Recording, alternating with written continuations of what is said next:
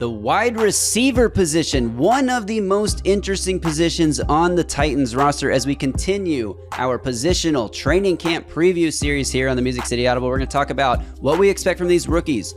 Are the veterans going to start the season, but when do the rookies sort of creep into that starting lineup? And most interesting of all, how does the back end of this position group shake out in terms of the competition between a lot of guys vying for not very many spots? This is the Music City Audible.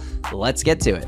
Welcome everyone to another episode of the Music City Audible podcast presented by Sinkers Beverages, the premier wine, spirits, and beer store in East Nashville. In partnership with 440 Sports, I'm Justin Graver. With me, as always, Justin Melo. And Justin, today we are breaking down the wide receiver position here as we continue our series, getting ready for training camp, inching closer and closer by the day. And the wide receiver group, this is one of, arguably the most interesting group to discuss because there's a lot going on here. You got veterans at the top. Can they keep their jobs? Can they even make the roster? Can they keep their jobs? And how long will they do so?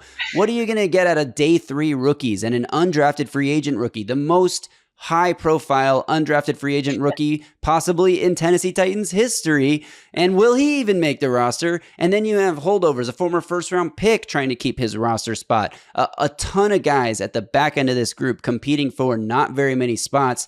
And how many receivers will the Titans even keep? Will they be one of the more wide receiver heavy rosters in the NFL this year? I think all of that is in play. So we got a good one to discuss here today. How's it going? Doing well. This is going to be probably the most fun and interesting discussion we have out of all the position group previews.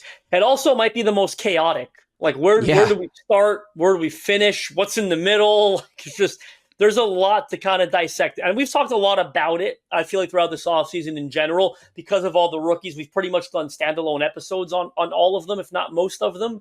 But kind of analyzing this group as a collective, there are a lot of question marks heading into training camp, and that makes it fun. Yes, for a team that doesn't really have a true number one receiver, and obviously Calvin Ridley is clearly like the top guy in this room, and you've heard Cam Ward talking about Calvin Ridley. That came out a few days ago when Cam Ward posted a YouTube video, 20-minute workout down in Miami. While he's lifting weights, he's just talking about how Calvin Ridley's just different, and he's happy and excited to have him as a teammate and to have him as a mentor for all the other receivers in that room. And so I do think Calvin Ridley, like the Calvin Ridley conversation can be a bit shorter, but let's start there. We're starting here, top of the depth chart with Calvin Ridley. So opening day starters, first snap of the season, first snap that's in 11 personnel. Is it just answer yes or no. Is it Calvin Ridley, Van Jefferson, Tyler Lockett? I lean yes. I lean yes, but I wouldn't be surprised if somebody else was in that mix instead.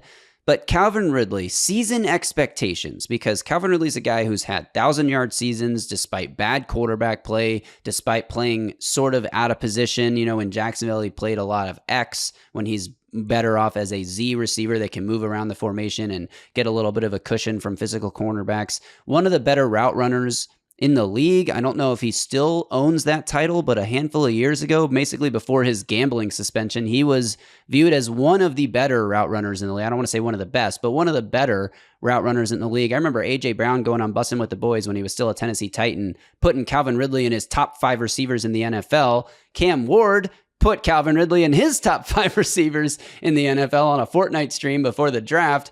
So there's a lot, I want to say there's a lot of still, even though he's a veteran and he's been in the league for a long time, I feel like there's still untapped potential for what like a ceiling season for Calvin Ridley can be. And I want to throw some random stats at you. I haven't run the math on these like I did last year. Is a 1,400-yard season in play for Calvin Ridley if Cam Ward hits the ground running? I think that's probably the slightly unrealistic version of the ceiling. Okay. I'm more comfortable going like 1,200, 1,250. Like I'm in that range. Okay, he had 1,017 last year. Really bad quarterback play. He also dropped a couple of balls he'd love to have back.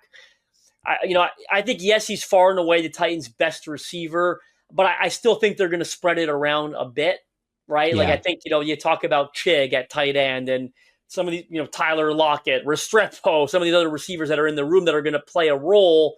I don't think this is like a 1,500 type guy this year, but Yeah. I'm really comfortable saying about 1,250 for Calvin Ridley. And he'd like, like 7 touchdowns, 7, 8 touchdowns? Yeah, I think that sounds about right. And keep in mind, Calvin Ridley had, I think, based on whatever metric you use, there's two different ways of looking at it, but either the second worst or the third worst catchable target percentage last year. So he had a lot of targets, but most of them were way over his head or way behind him or just not on target at all in a way that he wasn't going to make the catch. So I do think there is room for him to do better than the 1,017 yards he had last year.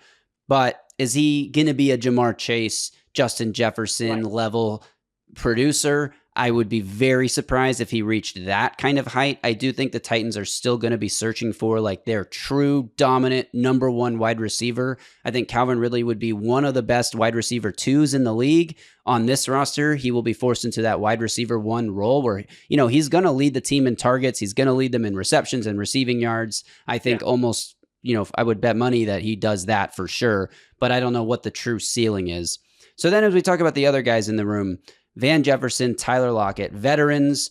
Tyler Lockett has done it at a very high level in his career. Van Jefferson came into the NFL with a lot of hope as a second-round pick, but hasn't really lived up to that. He has one season over 380 receiving yards, and that was his second year in the NFL, and that was a long time ago now. It was a good season, wasn't it? How many yards did he have that year? Yeah, 2021, he had 89 targets, 50 catches, 802 receiving yards, and 6 touchdowns. That was in the 2021 season. Great year. But in the 3 years since then, 2022, 23, and 24, he has barely totaled 800 yards. Injury killed him. He had an injury right after that year, I think. The third year, he had a brutal knee injury that he just doesn't look like he's fully gotten past. Yeah, they limited him to 11 games in 2022. He did bounce back and play all 17 in 2023 and 2024, but he wasn't really a full-time starter in those games. He actually started 12 games last year, according to Pro Football Reference, which is more than I would have guessed for a Pittsburgh Steelers offense that didn't do a great job passing the ball and was searching for receiver weapons almost the same way the Titans are. Of course, the Titans have restocked that room now, so you think they aren't still searching.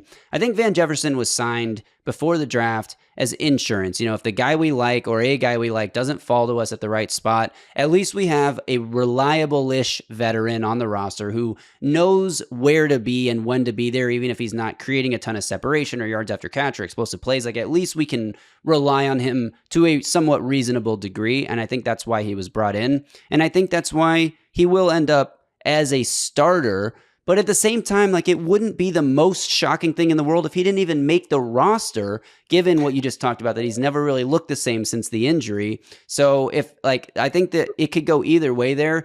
And I don't think it depends on him. I think it depends on how the other guys that are, in the mix and competing, if they prove that they are ready to be NFL caliber players, then Van Jefferson becomes expendable. But if they show for whatever reason that they need more time to learn the system or whatever it is, then Van Jefferson stands a better chance to make it. But I do think like the most likely scenario is that Van Jefferson alongside Tyler Lockett in the slot and Calvin Ridley obviously will be your starters. And it works because Calvin Ridley, as I said, is more of a Z. Tyler Lockett, we know, is more of a slot. And Van Jefferson has at least the body profile to play the X position. Yeah, and he's played it a lot throughout his career. I'll say this, the reason I have a really hard time getting excited about Van Jefferson, why I just can't get there with him, is he's had some good roster opportunities in recent years. The Steelers didn't pass the ball a lot. They started with Justin Fields, then they go to Russell Wilson. But they were starving for something opposite George Pickens last year. Remember, they had a rookie that missed the whole year in Roman Wilson. Like, they had nothing. I think they traded for Mike Williams in the middle at the trade deadline because Van Jefferson couldn't play that role for them. So then I even go a step further back. I look at Atlanta.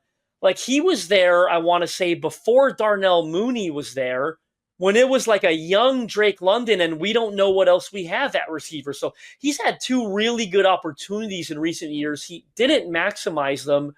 Why would you think he maximized this one here where he's another year older? It's a similar opportunity, in my opinion. Yes, we're fans. We're excited about the rookies. But on the surface, there's an opportunity here for him, right? Like, it's very similar to what he had in Atlanta and Pittsburgh. And he didn't maximize those. So that's why it's tough for me to get home with Van Jefferson. Now, I do agree he's probably the starter in week 1. I and every Titans fan should kind of hope he isn't, because if he isn't, it means more than likely Elic Ayomanor, the 4th-round pick out of Stanford, their 3rd and final 4th-round pick, who's clearly got the body profile of an ex-boundary receiver, had a great training camp and a great preseason and is ready to hit the ground running immediately. That's the hope. If it's not him in week 1, the race is on, right? The question's going to be, when is Elic Ayomanor ready to supplant Van Jefferson in that X role? Yeah, absolutely. So really quick before we get to the rookies, because I do want to talk about them and spend a little time.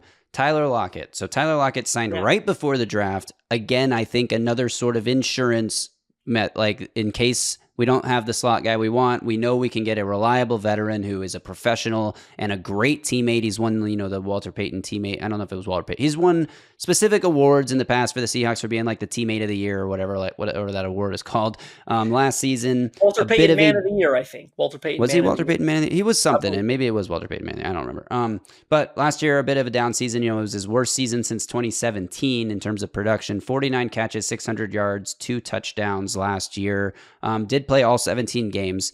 That's the thing about Tyler Lockett. He will be available. And if availability is your best ability, Tyler Lockett's going to be one of the most available guys on the Titans roster. He doesn't really miss a lot of time. He doesn't take a lot of hits. He doesn't, I would say, necessarily fight for extra yards after the catch, but he doesn't need to. If he needs to grab a first down, he'll fight for those yards. But if he's already across the marker and he makes a catch and there's defenders nearby, he hits the ground. And that's okay. Protect your body. We don't need everyone to run through tacklers like A.J. Brown does, especially when you have a slighter frame like Tyler Lockett does, and it's kept him on the field. So I think that's a huge, thing to note is that Tyler Lockett will be available. Now, he's had multiple 1,000-yard seasons, been in the league since 2015, so he's been around for a long time.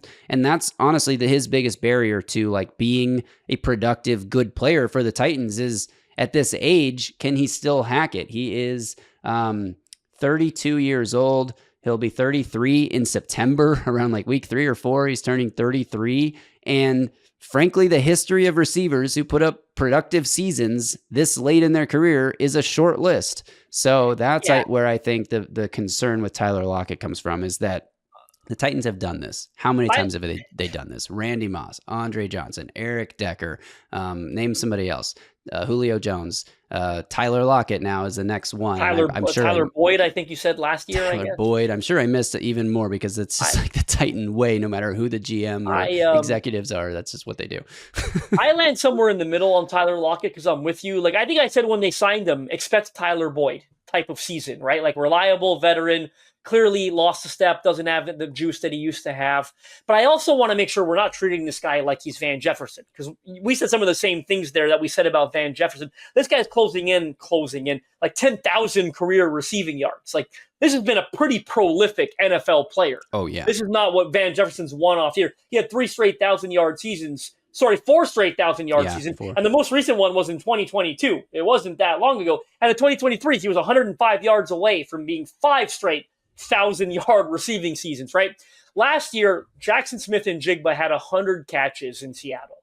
1,200 receiving yards, and they had DK Metcalf. So yeah, he finally took a step back, or a back seat, I should say, to what's a young, in their prime, really good duo of NFL receivers. So I land in the middle. I think, don't sit here and tell me that Chimere Dike or Xavier Restrepo's taking this guy's job in week 2.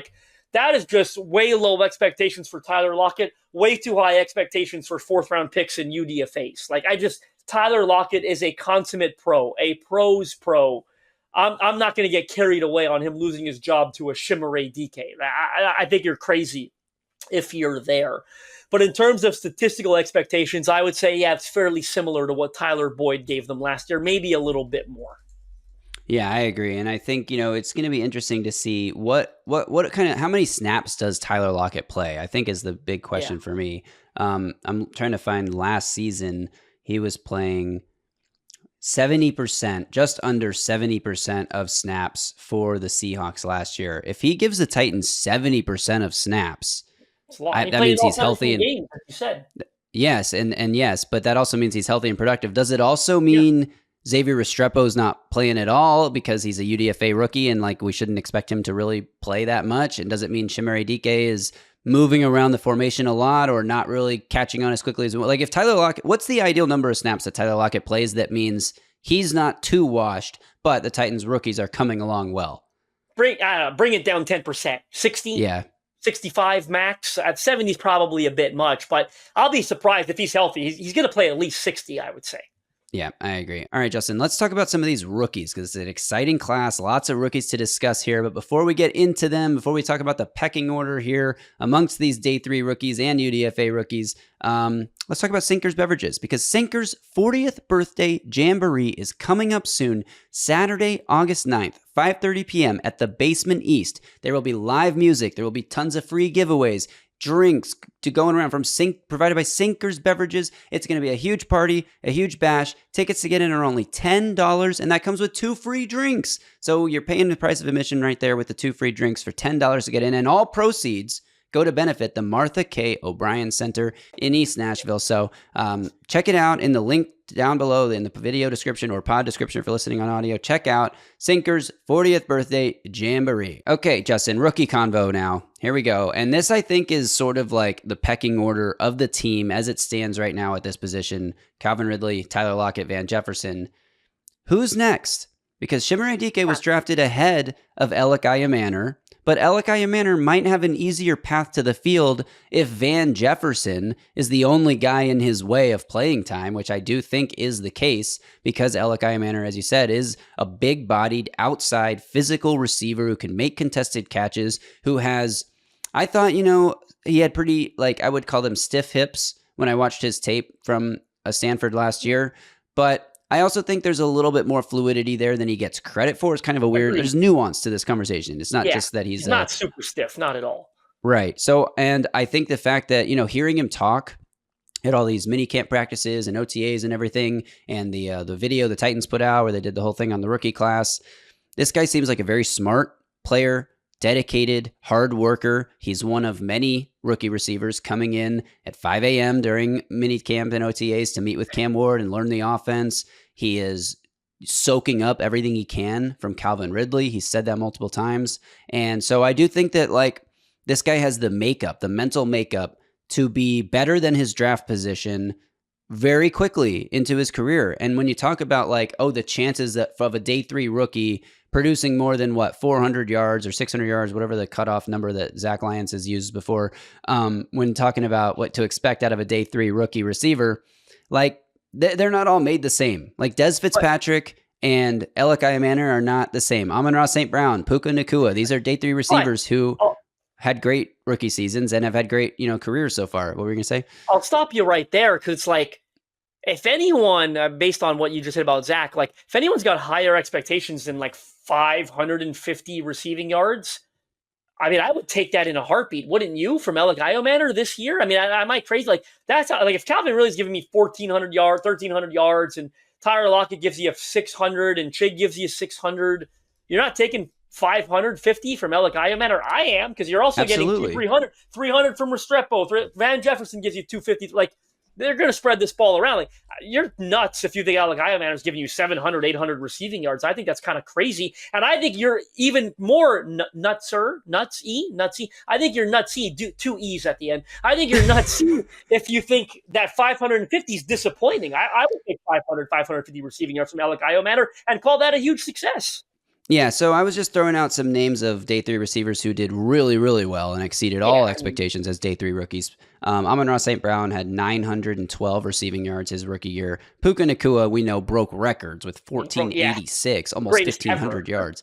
I'm not expecting anything like that. I would be very happy with a 500-yard season, especially knowing that there are veterans that are going to get snaps. And I kind of see this whole receiver room as a platoon of guys. It's like Calvin Ridley and friends. Have you used that expression before? Yeah. It's like they're going to be, per drive.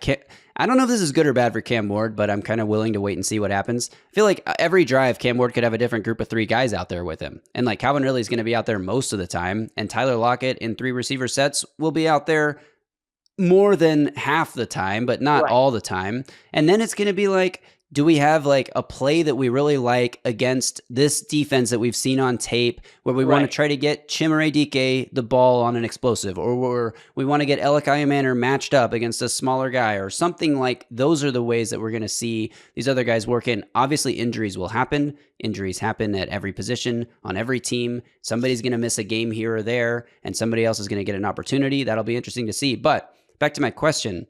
Is Elic Ayomanor fourth in the pecking order of this group, or is Chimere Dike, who we called on a recent minisode the Titans' Cam Ward's X Factor, the most explosive player on the roster, does he take that fourth spot? Because I think the conversation is Chimere Dike could have close to as many yards as Elic Ayomanor on like half the touches, because he is a very explosive player who's probably going to average a very high yards per reception number.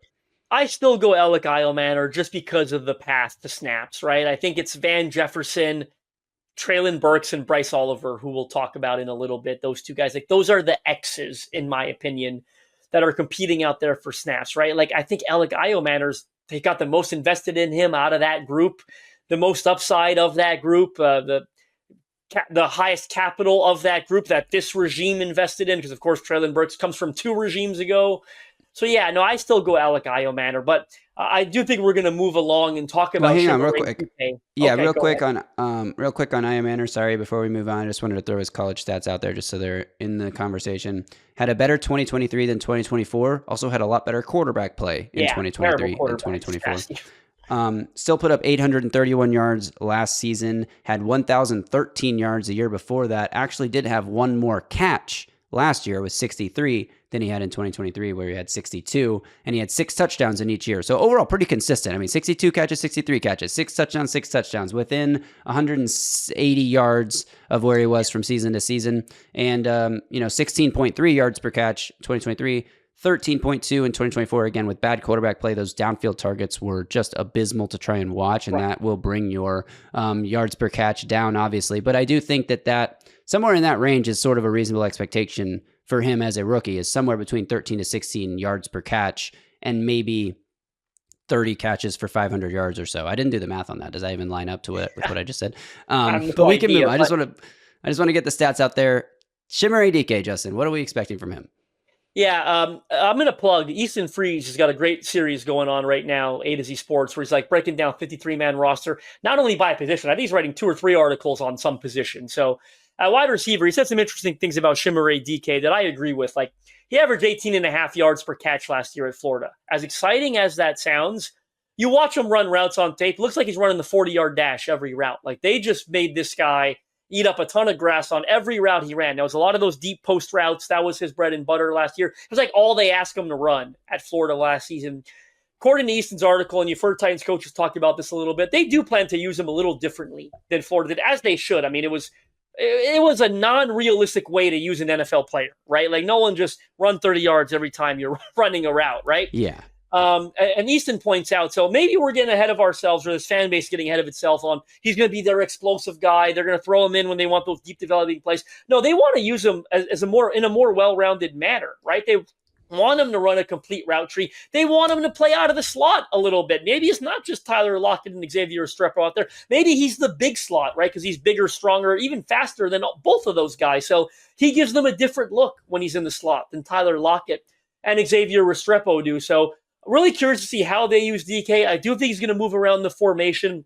I do think, though, with that said, although there's more positions for him to play, which in theory insinuates, there's more pathways to him getting on the field, I still think it's a little bit tough sledding when you're behind a Calvin Ridley and a Tyler Lockett, and you have an Xavier Restrepo in the mix at one of those positions as well. So I think he's a part-time rotational player, but can be used in a variety of ways. Yes, he can make explosive plays down the field. We saw him do it at Florida last year. But yes, I think there's more nuance to his skill set than we saw at Florida last year. Maybe he's running some of those deep overs and slant routes, and you get the ball into his hands quickly and let him use some of that speed in the open field. He didn't get to do any of that at Florida last year because it was all deep developing stuff. So there is, more ways to use Chimere Dike. The Titans are going to do that this year. But again, because of the pathway, some of the guys he's got in his way, I think Elic Ayomanor probably ends up playing more than him. I just looked up while you were talking there because something you said triggered me, and I was just curious. What would you guess Chimere Dike's average depth of target was in 2024 at Florida? Hint, wow. it's lower than you think. Really? A Okay, lot. interesting. A lot lower than you think. Yeah. Interesting. What was it? 63rd highest among all receivers who qualify for this minimum threshold at just 14.9. Okay. I mean, it's not that low. I thought you It's were going not to that go low, but lower it's than not. I mean, he's averaging over 18 yards a catch and Yeah. only 14.9 per target. That means he's making stuff happen after the catch. It's not just the deep crossers that are like vaulting his yards per set. I actually think that's a good sign of what he can be as a receiver for the Titans. And if you want to hear more about Chimere Dike, because he really excites you in all the different ways he can be used for the Titans, we've got a whole episode. Go check out the episode we did a couple weeks ago on Chimere Dike, because I think it's a really good one. It was one of the more fun ones that we recorded, I think, in terms of our mini-sodes. We've done a handful of so far. Okay, the final rookie in the mix here. Actually, there's two more rookies in the mix, but the one who really stands out, of course, is Xavier Restrepo. And I put him, sixth on this list, but I think the argument could be made that he's seventh or even eighth, potentially, depending on how training camp shakes out and what he can offer to this roster, because he's a little duplicative of Tyler Lockett in terms of a slot role. I wouldn't say he's duplicative of Mason Kinsey just because they're both white slot receivers, but there is some similarity to the role that they would play on this team as undersized guys who operate in the slot, who aren't the most athletic, but who are scrappy, intelligent players. The question is, does Xavier Restrepo make the team?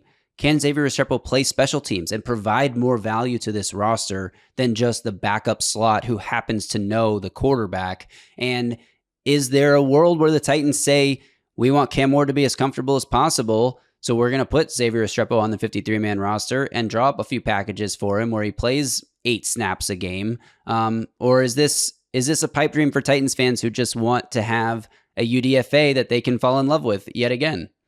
I think there's a good chance that he makes the roster. I do. I would probably put him at number 7, but I think there's a good chance he's in that mix. I'm not handing Bryce Oliver anything, right? Like, he's in that mix for number 6, in my opinion. So I'll put him at 6, 7. And one of the reasons look, we've probably beaten a dead horse, but of course the chemistry with Cam Ward, I do think plays a large role in his opportunity to make this team. I think he's going to make the team.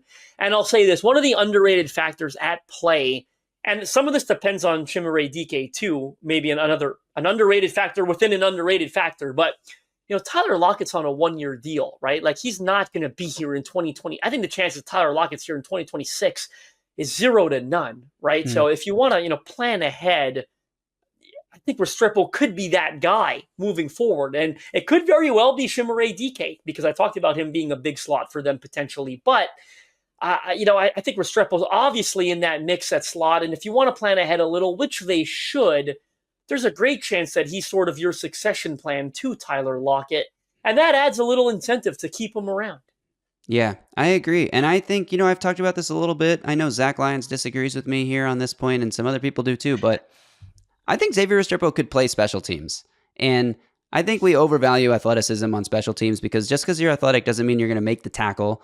Just because you're athletic doesn't mean you're going to know where you're supposed to be and not commit penalties or whatever. Like, you got to have your head on technical, right? Like, yeah, and you got to have your head on straight and know what you're doing. And Xavier Restrepo told reporters after practice one day back in, late May or early June that he's played special teams his whole life. He has returner value as well. And I don't know if he's your primary returner, but if someone goes down, he could step in and do that role. Can he be a gunner? Could he be a personal protector on the punt team as an intelligent guy who can call out a protection and recognize where a potential, punt block blitz might be coming from? Would he do that without getting blown up and pushed back into the punter? I don't know. Like, he does have a pretty strong lower body, big, thick legs, for lack of a better description. Like, he's got power in those. I mean, he's got a powerful lower body. So I don't know. I don't know how they plan to use him. He's one of the players I'm most curious to see how many different ways they try to find value out of him, because I think if they're experimenting with him on a bunch of different teams units throughout the preseason, that's telling me that they want to keep him and they're trying to find a way to sort of make the numbers work. Justify it. Yeah. Right. And if he's not doing a lot of that, and if he's playing, late in preseason games, then we can reassess what we think about Xavier Restrepo. But if I had to guess today, I do think he makes the roster, and it's not just because I want him to. Like, I think that he can bring value to the Titans team here as a backup slot guy. Yeah, I'm going to go with I think he makes it as well, but I'm not as confident as you are in what he can do on special teams. I am full-blown TBD on that topic and conversation. I don't think he's a return guy, and I don't think he'll be their return guy. By the way, we should add in this note, I fully expect that to be Chimere Dike. I think he returns kicks and punts for the Titans this year as their primary returner on both teams. But for Restrepo, I think the pass catching upside will be enough where they try really hard to justify keeping him around. And again, the future role perhaps is Tyler Lockett's successor. So if we think he's making it, that's 6 guys that we think are making the team right now. Do the Titans keep 7? I think is the big question about this group. And I think you and I are both leaning towards yes on this one. Not even leaning. It sounds like you're definitively saying yes, they will keep 7. And to me, there's 3 other guys in the mix. Bryce Oliver, James Prochet, who was signed as a special teams type of guy this offseason, and Treylon Burks. Now, obviously, the other guys in the room are there too. Colton Dowell, Jaquan Jackson, Mason Kinsey is still around, and TJ Sheffield, who came to rookie minicamp on a tryout basis and was extended an invite to come back for training camp, and all of the spring stuff, obviously, is around as well. So they do have 2 UDFAs, TJ Sheffield being the other one, alongside Xavier Restrepo. I mean, we all kind of think we know where this position group is heading. To me, the question isn't like, who makes it, who wins the battle at the back end of the roster. It's like, do they keep 6 or 7? And if we both think it's 7, we both think Bryce Oliver is the guy that's going to make it, that would mean Treylon Burks, James Prochet, Colton Dowell, Jaquan Jackson, TJ Sheffield, Mason Kinsey are not on the 53-man roster. At least one of those guys is probably a practice squad target, if not more than one. But Mason Kinsey, obviously, going to the practice squad. I don't even know why you waste time. But yeah, I think that like we don't need to go too in depth because yesterday we talked about the cornerback position being very interesting for who we have no idea who's going to win the back end job. In this group, I feel like we do know who's going to win the back end job, and the question is more like, do they keep enough for that guy to make the roster? Like Bryce Oliver is going to be the 7th best or 6th best if Restrepo's 7th best. Bryce Oliver is a top 7 receiver on this roster, and none of the other guys I just mentioned are, even though Treylon Burks was a first-round pick. I'll tell you right now, and I'll run through rapid fire on some of the others. What separates them, and I'm going to change my own mind mid-episode, Bryce Oliver has got your 6th best chance of making it, and I'll put Restrepo at 7 because Bryce Oliver is really good on special teams. He's outstanding on special teams. And if you can justify keeping 7, the only way you do that is by saying, well, my 6th is really good on special teams, and that's Bryce Oliver. And my 5th, Chimere Dike, is returning kicks and punts, so he's bringing value there too, and he's probably going to have to do some other stuff on special teams as well. But Bryce Oliver's outstanding on special teams. He caught 3 touchdowns in one of the final minicamp practices. Rob Moore, I wish I remembered, he had a great quote at the podium, said something along the lines of, all that guy does is catch touchdowns. I'm gonna what's the word I'm looking for? I'm going to project a little bit. But when Rob Moore made that quote and spoke at the podium about that Bryce Oliver practice, he almost sounded to me like a wide receiver coach that's banging the table for this guy, probably going to his offensive coordinator and his head coach, the guys who actually make this decision, and say, hey, can we work my guy up in the rotation a little bit more? I'm telling you, the guy can do this, can do that. Takes advantage of his opportunity. 3 touchdowns in one practice. Looks great in training camp in the preseason last year as a UDFA. And took advantage of his opportunity late in the season when he actually got called up to play. Made some great catches, looked really good on special teams. I like Bryce Oliver's chances because he has flashed at receiver, taken advantage of his opportunity when it's come his way, and he's really good on special teams. We have to factor that into this conversation. I agree. And I think, barring an injury to one of these top 7 guys, Burks is cut, Prochet is cut, Dowell's cut, Jaquan Jackson's cut, TJ Sheffield's cut, Mason Kinsey's cut. And I do think the only other path forward I see for one of these guys making the roster is Calvin Ridley's not playing special teams, right? Tyler Lockett's not playing special teams at this point in his career. Xavier Restrepo, you doubt his ability. A lot of people doubt, I'm on an island here. I will even admit, as someone who is not a doubter, that there is a chance that he doesn't contribute at all on special teams. And now you're talking about, does Van Jefferson contribute on special teams? Is he going to have to contribute on special teams to make the team? And if he, for whatever reason, is not up for that because I'm a veteran. I'm not a special team. I don't think he thinks like that. I'm just saying, like, the way for one of these other guys, like a Colton Dowell, to make the roster is to be an excellent, one of your best special teams players on the roster to supplant someone like a Van Jefferson. And at the same time, you'd have to be very confident and comfortable in where Ayomanor is at, or it's Bryce Oliver. There is a chance Bryce Oliver ends up as your starting X week 1 because Van Jefferson's not playing special teams and they need to keep another guy who can do that. Like, I think that's the only conversation. Van Jefferson played 721 offensive snaps for the Steelers last year, 2 special team snaps. He was healthy enough to play 700 snaps on offense, 2 of them on special teams. No, he's not playing special teams. I want to talk about that's a path. That's what I'm saying. That's a path for a Jaquan Jackson, a James Prochet, a Colton Dowell. I don't think Treylon Burks is not going to just start playing special teams either. Treylon Burks, I think, off the roster almost 99%, unless somebody gets hurt and Burks is a mate. Like, there are a lot has to go right for Treylon Burks. I don't want to spend a lot of time on Treylon Burks. Me neither. I'm going to say this. I'll take the most positive outlook I can take. Like, when you're a former first-round pick and, like, Van Jefferson, we're talking about Van Jefferson and Bryce Oliver standing in his way. Like, there's a path, right? Like, that's the only positive thing I'm going to say is there's, like, he's not behind Jamar Chase, like T. Higgins, like a great wide receiver room in the NFL, right? Like, there's a path for Treylon Burks. I have zero faith in his ability to take advantage of that opportunity and path. But you're right. He doesn't play special teams at all. He's never going to be good or great or even average at that. So he's got to be really freaking good at wide receiver. I think he's shown us he's not really freaking good. I think they try to trade him. I think outright cutting him, like, we're not talking Caleb Farley here, who they outright cut. Like, I think someone probably gives them something for Treylon Burks, but he's got to get healthy. That's the other caveat here because he's still recovering from an ACL. So this thing might drag on for a while. He might start camp on the PUP. He might start the season on the PUP and just waste away on IR for half the year until he gets traded or something. The thing that complicates that conversation more than you realize is that usually when teams want to hide you on that list, there's an incentive they get to keep you. I know. He's in a contract year. So It's not like they can hide him and try to bring him back into they'd have to, maybe they hide him and re-sign him to a 1-year minimum, you know what I mean? Like a $1 million deal. Maybe they think there's incentive there. I don't think they will though. I think they try to get something for him if he's healthy and they trade him. Rapid fire, Colton Dowell. So I feel always terrible saying this. I don't think he has a chance. Was a height, weight, speed pick from a couple years ago. Didn't develop. There was a dart throw.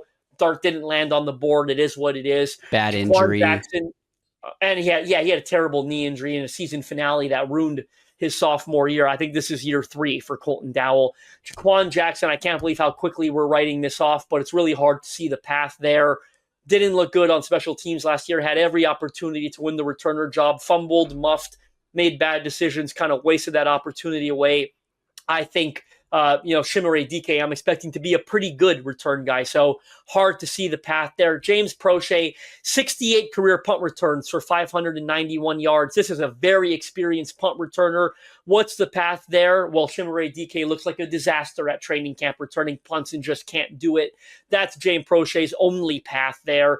Mason Kinsey, I mean, I'm laughing. I think he'll actually be back on the practice squad. I mean it. I mean, Brian Callahan liked him. He liked him last year. So I think there's a pretty good chance that maybe he gets replaced by a Jaquan Jackson, who they decide, whoever is that takes that spot, receiver, practice squad, might be more than one, but it's got to play special teams, I think, right? It's got to be a guy that can come in a pinch. That Mason Kinsey can do that. So there's a chance it's him. There's a chance it's Jaquan Jackson. There's a chance it's James Prochet, right? Like, but there might Mason actually Kinsey's, be competition there.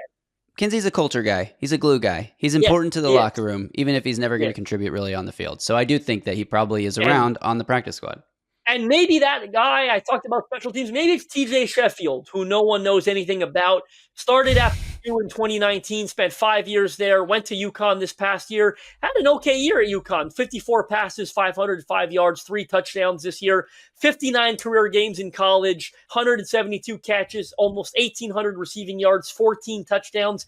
Very experienced on both areas of special teams. 66 career punt returns for 520 yards, 28 career kickoff returns for 489 yards.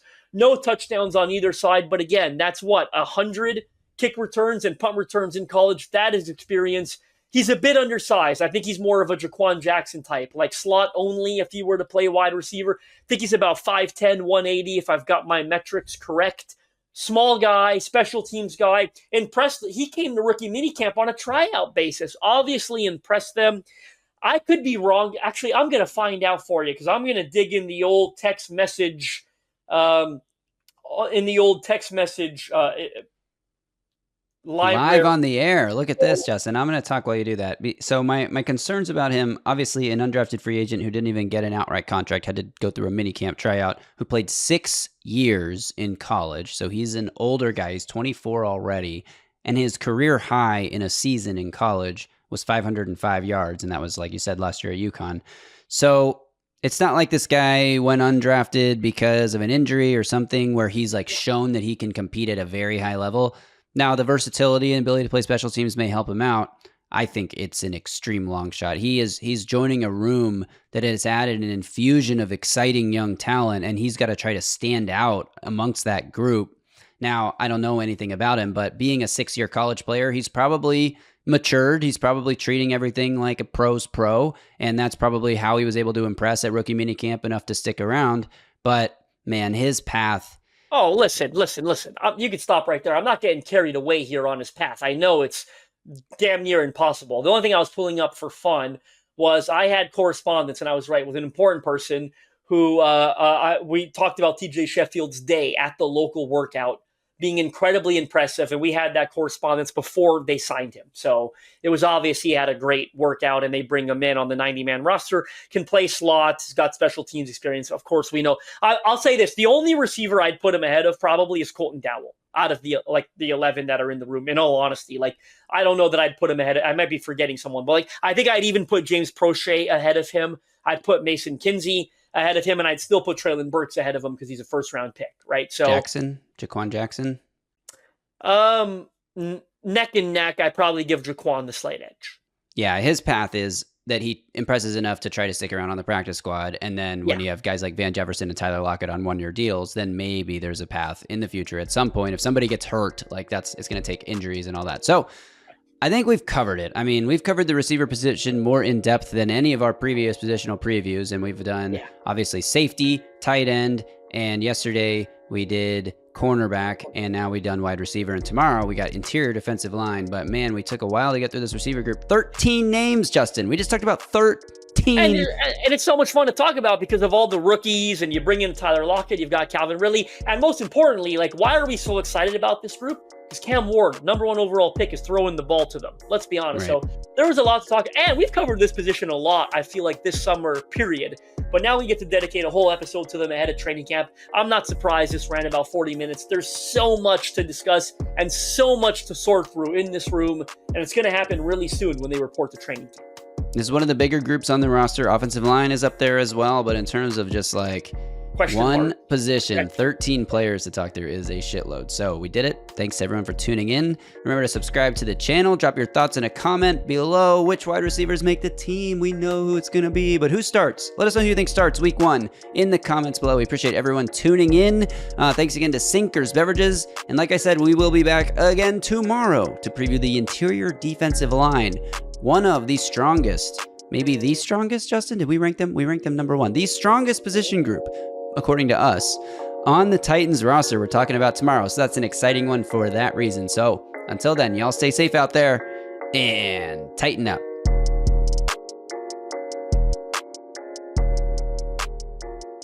A Broadway sports media production.